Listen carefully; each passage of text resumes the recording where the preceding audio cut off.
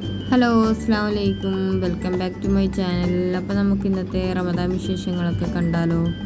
അപ്പോൾ ഈ ചാനൽ ഇതുവരെ സബ്സ്ക്രൈബ് ചെയ്യാതെ കാണുന്നവരുണ്ടെങ്കിൽ നിങ്ങൾക്ക് ഈ ചാനൽ ഇഷ്ടമാവുകയാണെങ്കിൽ സബ്സ്ക്രൈബ് ചെയ്യുക, ലൈക്ക് ചെയ്യുക, ഷെയർ ചെയ്യുക, എല്ലാവരും കമൻറ്റ് ചെയ്യുക.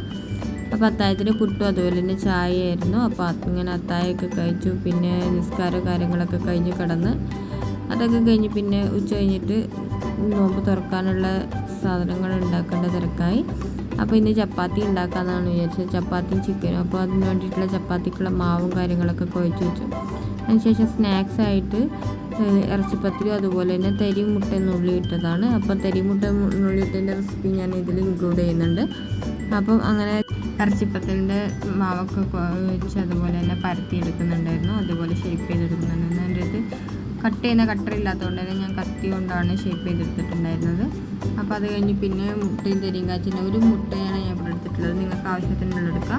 അതിലേക്ക് പഞ്ചസാരയും അതുപോലെ തന്നെ ഏലക്കാപ്പൊടിയും പിന്നെ ആവശ്യത്തിനുള്ള ഉപ്പും എടുത്തിട്ട് നന്നായിട്ടൊന്ന് പഞ്ചസാര അലിയുന്നവരൊന്ന് മിക്സ് ചെയ്തെടുത്തതിന് ശേഷം ഇത് കുറച്ച് നമ്മൾ തെരിയെന്നാന്ന് പറയാം, റവ ഇട്ട് കൊടുക്കുക. അതൊരു അധികം ടൈറ്റും അധികം ലൂസും ഇല്ലാത്തൊരു ബാറ്റർ ആക്കിയതിന് ശേഷം ഇതേപോലെ ഫ്രൈ ചെയ്തെടുക്കുക. എന്നാണ് ഈസി സ്നാക്സാണ്.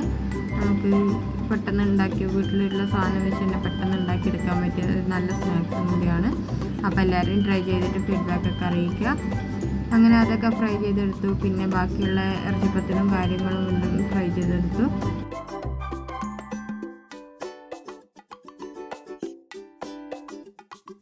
അങ്ങനെ സ്നാക്സും കാര്യങ്ങളൊക്കെ റെഡിയായി. പിന്നെ ജ്യൂസിനായിട്ട് ഇന്ന് പൈനാപ്പിളായിരുന്നു. പിന്നെ അത് തയ്യാറാക്കി. അതുപോലെ തന്നെ ചപ്പാത്തിയും കൂടി ചുട്ടെടുക്കുന്നുണ്ടായിരുന്നു ആ സമയം തന്നെ.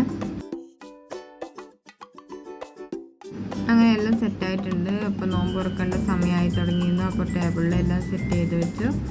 അങ്ങനെ അൽഹംദുലില്ലാഹ് ഇന്നത്തെ നോമ്പും തുറന്നു റാഹത്തായിട്ട്. അപ്പം അത് കഴിഞ്ഞ് പിന്നെ നിസ്കാരവും കാര്യങ്ങളൊക്കെ കഴിഞ്ഞതിന് ശേഷം ഞാൻ പിന്നെയും കിച്ചണിൽ കയറി ഇന്ന് അത്താഴത്തിന് ചോറ് ഉണ്ടാക്കാമെന്ന് വിചാരിച്ചു. അപ്പോൾ പിന്നെ അതൊന്ന് പരിപ്പും ഒന്ന് താളിച്ചിട്ട് പിന്നെ ചോറും ഒന്ന് കുക്കറിൽ വിസിലടിച്ചിട്ട് രാവിലെ ഒന്ന് തിളപ്പിച്ചാൽ മതിയല്ലോ എന്ന് വെച്ചിട്ട് അതും അപ്പോൾ തന്നെ തയ്യാറാക്കി എടുത്തിട്ടുണ്ടായിരുന്നു. അപ്പോൾ ഇത്രയേ ഉള്ളൂ. വീഡിയോ ഇഷ്ടമായെങ്കിൽ ലൈക്ക് ചെയ്യുക, ഷെയർ ചെയ്യുക, സബ്സ്ക്രൈബ് ചെയ്യുക. Thank you.